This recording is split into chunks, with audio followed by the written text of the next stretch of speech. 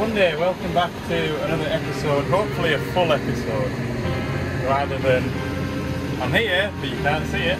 I'm here now and I can't let you see that either.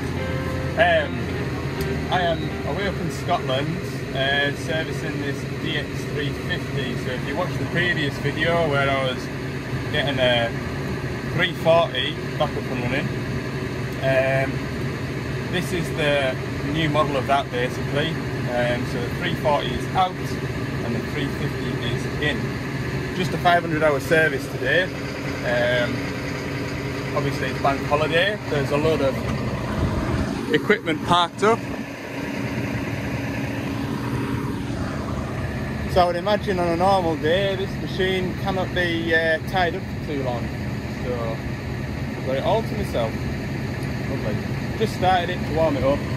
And way back down the road I've got a 160 high track to go and see. We should have a nice little day.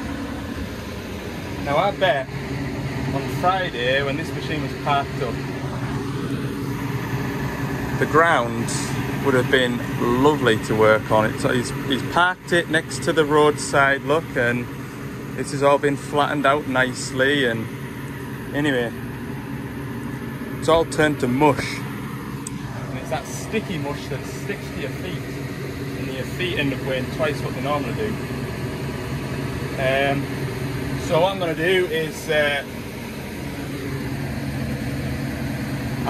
I'll put my normal boiler suit on and we'll see how we get on. I'll get the final drives lined up and we'll get a 500-hour service ticked off. The track tension on that side is to look at as well. So that. While the machine warms up, I'm just going to drain these final drives. It is just a 500-hour service, but to be honest with you, that stuff is stinking, so I'm pleased to have. This will obviously take more than 5 litres because it's huge, so I'm just going to fill one container, tip it out, and then swap it with another container and repeat on the other side. That stinks, really does.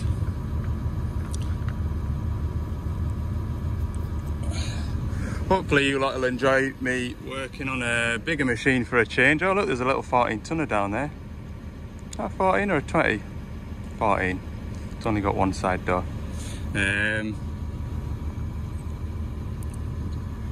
Yeah, the reason I'm doing this today is my colleague that would normally service this is on holiday for the week. My boss phoned me on Monday and said could I come up and do it, so the boss man tells you to go and do it, you go and do it. I was going to go and blank some injectors off on a 550 shovel, but that will wait till tomorrow. So all these bungs on these final drives are really tight, and also because they're tight I'm sort of hammering the Allen key in. But the first one that I did, what a struggle I had getting my Allen key back. So little tip, just dip the Allen key in a bit of oil and you can get it back a bit easier. But these are FT, flipping tight. Oh, that one wasn't. Must have freed that one up. See if I can retrieve this. This one's gone tight on me, needing more oil. Okay, final drives I've drained. Yeah, that socket that you just seen me hammer into that final drive, it took a hell of an extracting. I ended up with a 12mm socket at one point, and if you know, you know. I need a blobber weld on that socket to keep the Allen doodah in. Right, this should be warm enough now. Kill the engine. Yeah, that took about 20 minutes longer than I expected. No matter. We'll squelch over to this side and open this side door here. Had blue pumps busy.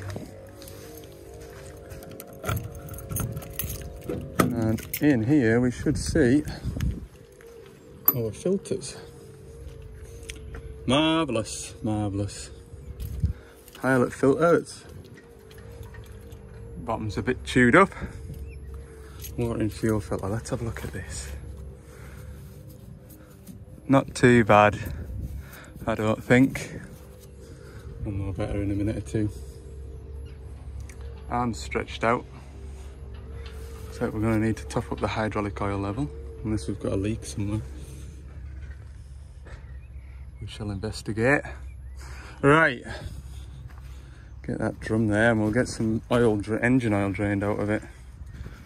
I'll just jump up and take the lid off the rocker cover. Well spec digger this, look, it's got all this GPS stuff on it. That is far beyond my levels of knowing what it does. Don't get that in Cumbria. Right, big DL08 engine.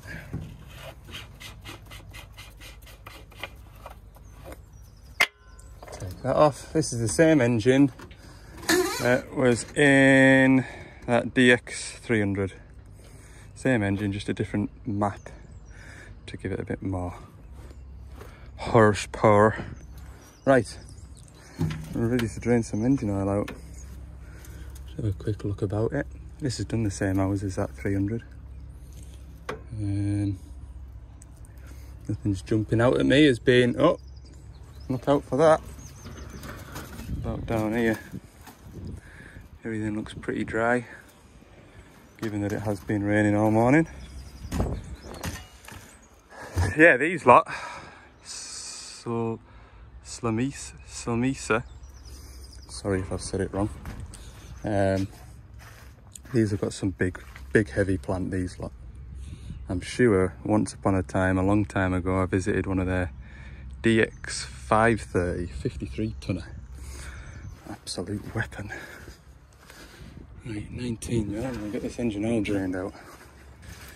Old engine filter off. Spin this new one on. I'll do the pilot filter next. That pilot filter was tight. So tight that it's munched my socket onto it. I mean, it wasn't in great shape, was it, when I started, but I think one of those has been used to put it on, because it took one of those to take it off again. Certainly won't be needing that to put it back on. Probably why the nut on the bottom's all munched up. Anyway, it's changed. Nothing unusual about it, so I'll get onto the fuel filters next. I might, no, I'll do all the filters in here, and then I think I might use my oil pump to fill the engine while I do the final drives, because the final drives took longer than I expected to drain. Right, I want this socket back now. Right, water and fuel filter done. I put up a hell of a fight. Put a hole through it. Got the filter chain out and everything. Any road. One more filter left. And then I'll have to put some hydraulic oil in it, gear oil in it, engine oil in it. I've just phoned the warranty department, and this also needs a gauge panel update. 140-5 just popped past. Very good. Oh, all right, climb up here again. All right. Pop that under there. These ones don't normally put up much of a fight. It's normally them ones. If they're tight, you know.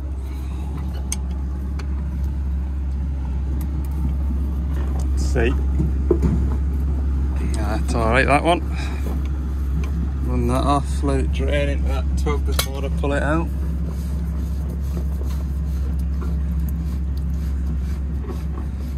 There we go. Right. I should have brought the filter with me before I climbed up here. Look at the state of my boots. Look at that. Tank must be full because it's bleeding itself, but we'll give it a help. Do this one and then up at the top, same again. Crack a 10mm off and let it run out. Hell, it comes out at a good rate, doesn't it? Nip that off. Same again at the top.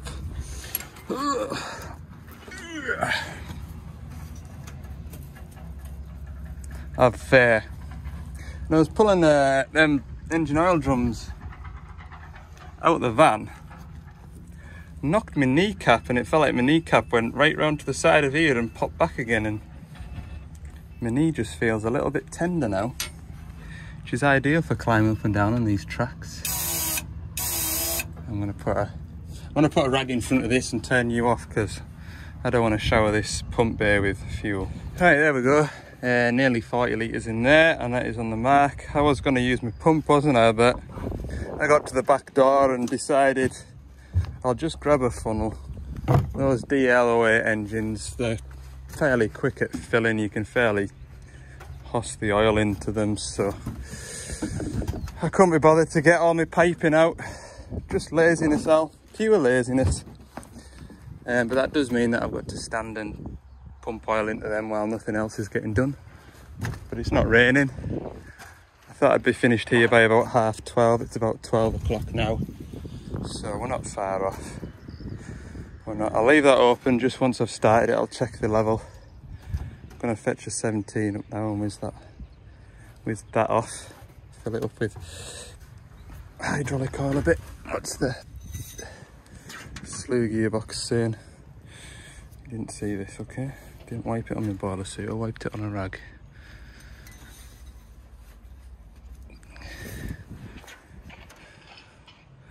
About 3/4 of the way up, that'll be fine. That'll be fine. Get that glob of grease off of there, because otherwise I'll end up kneeling in that when I'm filling this. Right, I'll get some hydraulic oil lifted up here, try not to bang my knee.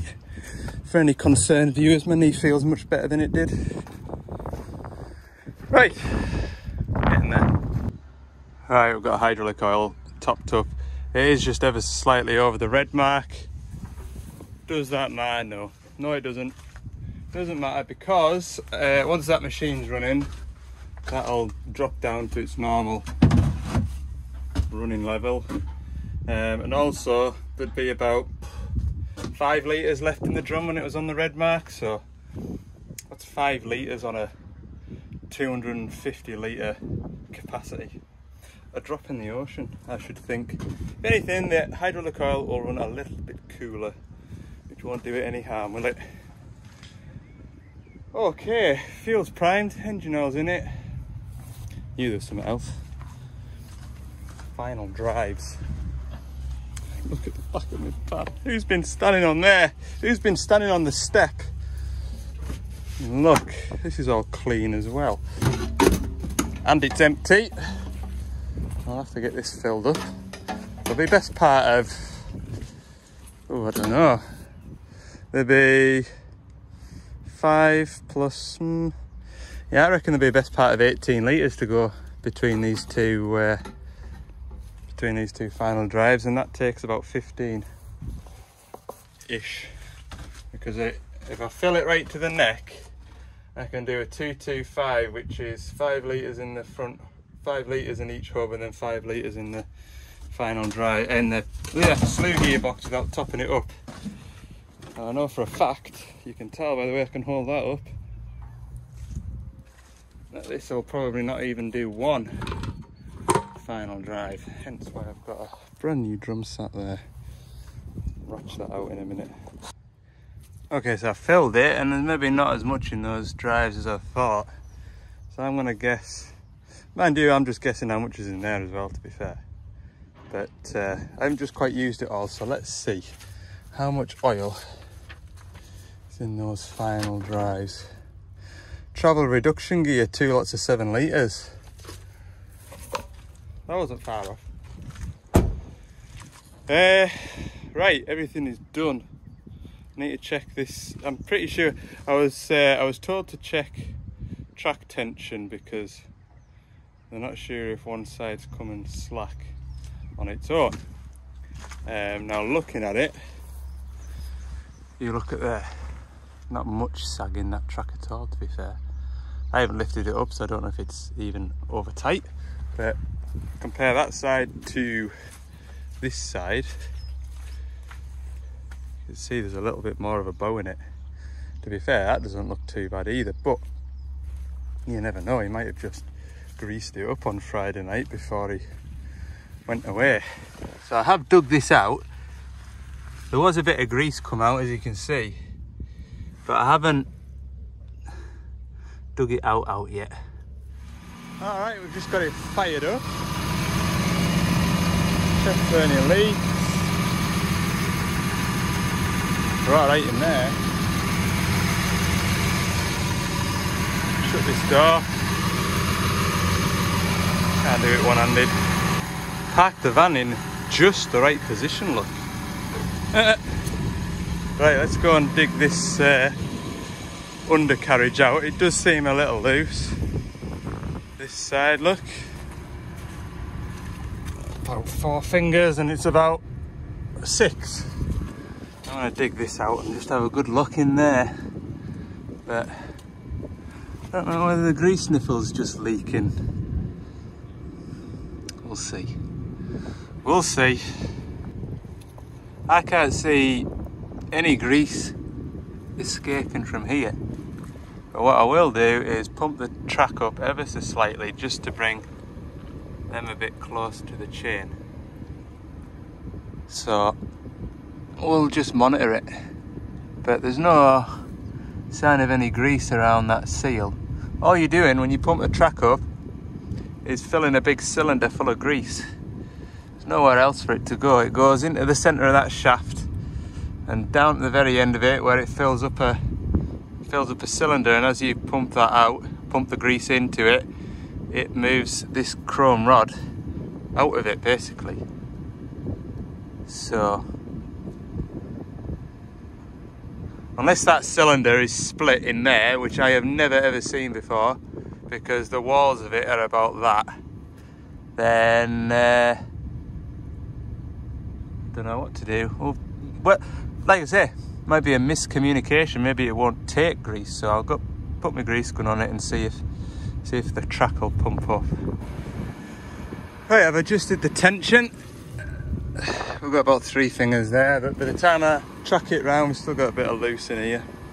That'll be spot on. So we'll just say I've cleaned everything out of there, so there's no residual grease from my grease gun on there. And it does start to, if the chain does start to come loose again, at least with a chance of hopefully seeing where it's come from. Right, I need to clamber up here now. And got the gauge panel to update. Right, been doing my best to try not to make a mess in here, so I'll keep my feet to the side of the cab. It's quite tidy in here. Somebody obviously takes care. Right, I'll chuck this boom back around and we'll update that gauge panel, reset the filter lights, have a spot of lunch and then get on to the next one. Okay, next job is a little less clarty. Thank God for that. This is one of my super modified diggers, isn't it? Look. It's even got a little towel on the floor for my boots. 1,000 hour service to do on this today. I'll just pull it forward a touch. Yeah, 2 o'clock, should have this done in no time. Once we turn the battery isolator on. There we go, I've got it manoeuvred into position. Why have you parked it wonky? Well, because that travel motor was lined up and that one was nearly lined up and couldn't really be bothered to move the van to swing it around to lift it up, so I've parked it wonky. Yep, there we go. Right, we will change everything in there, change a big filter in there, put some engine oil in that area over there, take some oil out of that, take some oil out of the thing that spins it round and round, and that'll do. Just started raining, look. Nice. And I tell you what, it's nice walking around and not like having to lift your foot up, if that makes sense, you know, like drag your foot through the mud. Oils are all draining, so we'll whip some filters off. Yeah, this is the one that I did all the modifications to make. Well, that's the grab there, but the other grab's got that chainsaw-y bit on, so I did that. Any road. Right, we'll whip this off. Turn the fuel off first. Right, let's gather up some stuff to do this. That's bringing a tear to me, that. Just done this, look. Put that bung in the bottom of there, stood up. Head bang on that. I'm in the wars today. I really am. Knocked some sense into us, that did.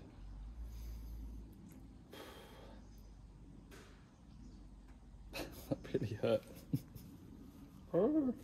I can't tell you how much time is saved by literally being able to touch your toolbox and the machine. You're literally not wandering around backwards and forwards for anything. I feel like that's the quickest I've ever done a set of filters in here. Really good. Right, I'll do the return filter next up here, but that's the pilot filter, engine oil filter, primary fuel, watering fuel. Just to change things up, I'll tell you what I've done in here, because I said, oh, that's one that I modified, but you don't know why. Basically, the customer here has got a log grab with a chainsaw on it. The chainsaw needs a high flow rate. He also needs two-way to open and close the grab, and he also needs rotate to make the log grab spin round and round. So this machine has got the rotate kit, which is this piggyback pump off the top of the pump. So that's your rotate pump, which goes down to this valve block here. So when he rocks his thumb wheel on the left hand joystick, that makes the grab go round and round. And then the struggle with this machine was they made the Dash 7s, the new Dash 7s, they made the valve chest where you weren't able to add extra slices to it, extra options. So if you wanted that valve chest, you had to order the machine with an articulated boom or a dozer blade. So that made it very difficult. So what I did, that valve that I showed you down there, that's basically an on-off valve from one of the pumps, which feeds this valve here, which is another rotate valve. So off your right hand joystick thumb wheel, we've got pilot piping coming in from the side. That moves the spool in there left and right, which makes your grab go open and close. And to open that valve, we've got a pressure sensor that's teed into both of these lines. So whenever you touch the joystick, it opens the valve, which lets pump pressure come into here and work the grab open and close. And that leaves our option spool, which would normally do the open and close. That leaves our option spool to do a high flow one-way circuit. You can see here, this oil is going straight back into the oil cooler, and we've blanked that off there, so it's not going back to the valve chest. The things you do, honestly. This isn't the nicest setup, I'm not going to lie to you. The grab open and close, although it's proportional, it is a little bit clunky, and because I'm taking oil away from a pump feed, if you were tracking and opening and closing the grab at the same time, if you close the grab while you're tracking or open it, the track speed is affected. But there's only so much you can do without putting a whole valve chest on it, you know. So yeah, I was quite proud of this one. It's funny, there's three machines that I have modified to make it work that same tree saw. Obviously these lot have a -5. -5 was dead easy because I could just put an extra valve block or an extra slice on top of the valve chest. And I was like, oh yeah, this is dead easy, this. And then they ordered this second one, and I says, yeah, no problem. And then went on the training course and found out that I couldn't add an extra slice. So then I was like, oh, I promised them I can do this. So that was the best I could come up with. In future, what I would do, I would have a closed center valve chest. So basically, when you're not using the valve, the oil is dead-ended at the valve block. And then that means I wouldn't need that. So it'd be a little bit less wiring and a little bit less piping. But other than that, it works.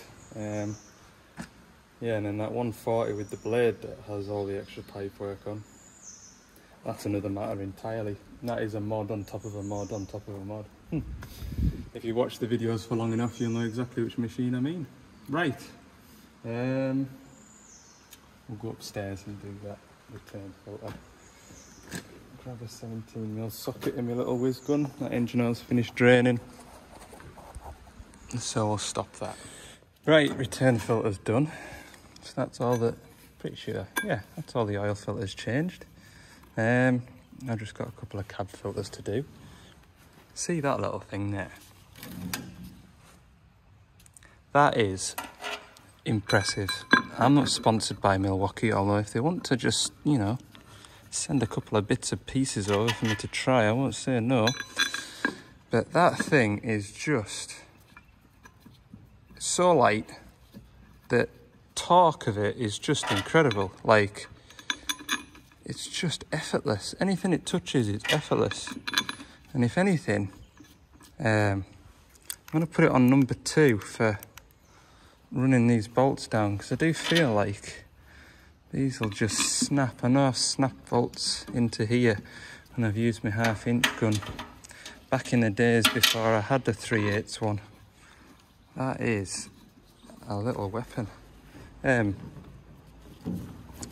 It's just so light, you know.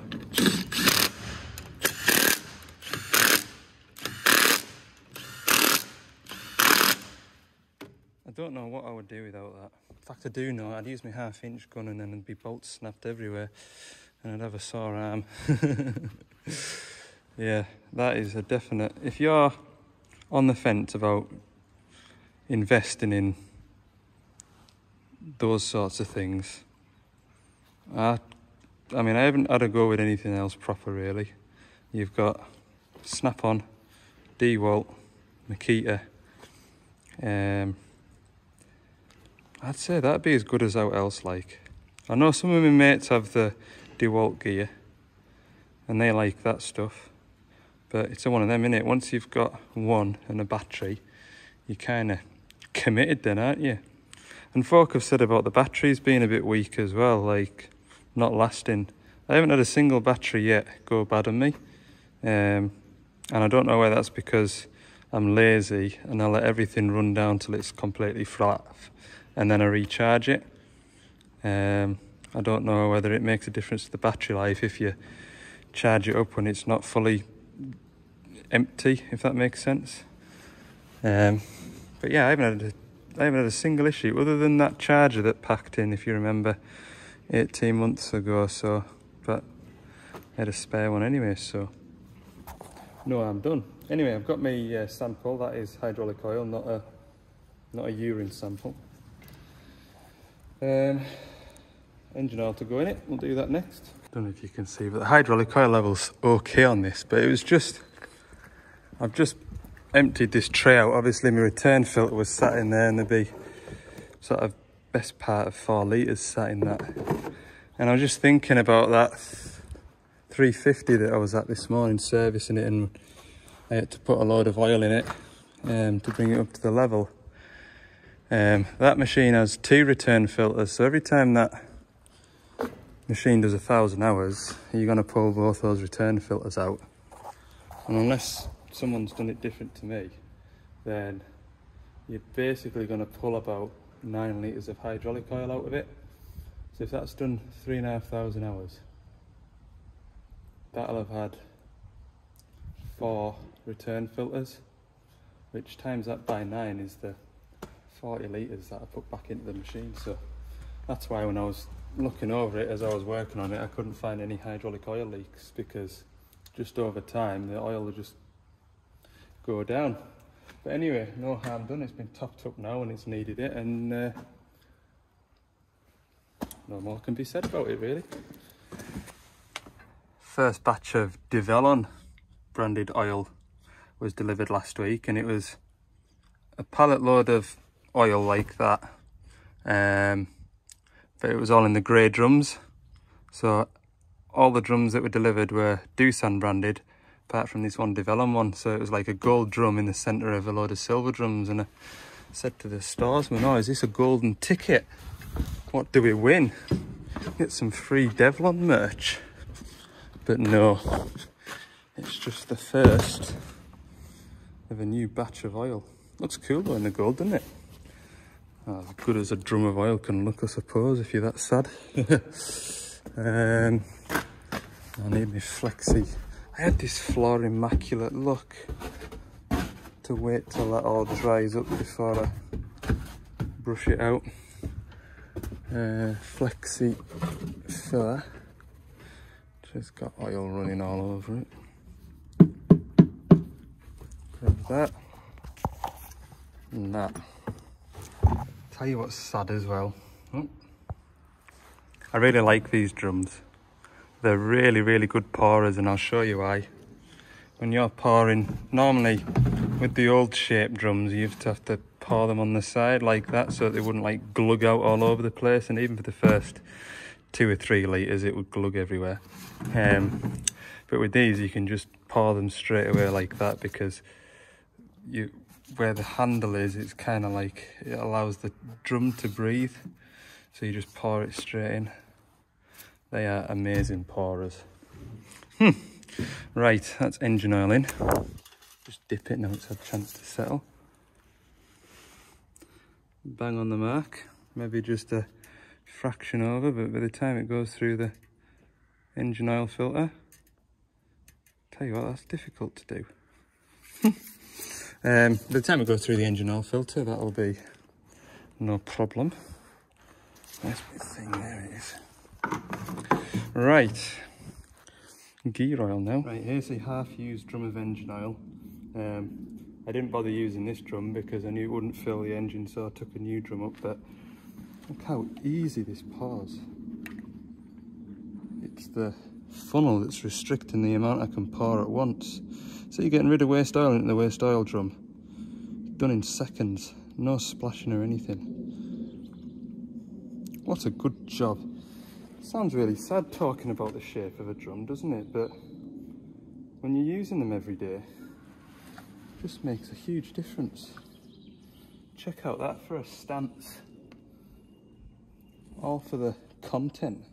In today's video, I talk about the shape of drums and how life-changing it is. You're welcome. Okay, we're alive. I've done the cab filters. My laptop's having a hissy fit. I'm just done with updating stuff. Suppose I can reset the service clock, and then I'll look at the what am I going to do? Look at the pressures once my laptop's rebooted. Blooming thing. Tell you what, best smelling cab of the week so far. And that 350 wasn't bad, to be fair, but I don't know, there's no air fresheners in here. But as you can see, it's pretty clean, so whatever they're using to keep this clean smells delightful. It's nice to get into a nice smelling cab. I wouldn't want to offend anybody by starting off a trend of the worst smelling cab, because you never know, folk might be sensitive about these kind of things, yeah. Right. Come on, laptop. Hellfire. 10 to 5, digger's all locked up. Thank goodness for that. That took all of 28 minutes for the laptop to reboot, try and connect to the digger, which it didn't want to do, generally what I find when it's a bit iffy about connecting to the digger, I put the laptop on charge, and that seems to juice it up a bit. But yeah, I've had a hell of a do trying to get it to talk to that. Anyway, while the laptop's been rebooting, I remembered I got given some stickers at Scotland off a young lad that is an apprentice for Komatsu construction equipment. So I've put the sticker right there. So yeah, if anybody's got any stickers that they want to send me and put up on my wall of fame, then get in touch, because it'd be quite nice to decorate that, and you can have your own little 5 minutes on YouTube. So thanks very much. I think it was Chris that sent us that through, so good job. Yeah, if you want to send us out through, it's for the attention of Ali at Rickaby's, Curragh Road, Carlisle. Just Google Rickaby's Carlisle, you'll get the address off Google, because I can't remember it. Right, thanks for watching. Hope you've enjoyed the video. If you have, let me know by clicking the like button. Back to doing some repairs tomorrow. We'll have what have we got to do tomorrow? Shovel. Got a big shovel tomorrow, and I'll show you how to test high pressure fuel systems, or not how to test, how I'm going to test. Because no doubt I'll be doing it wrong and somebody will tell me, but I'm sure I'll get the results I'm after. Right, see you in the next one.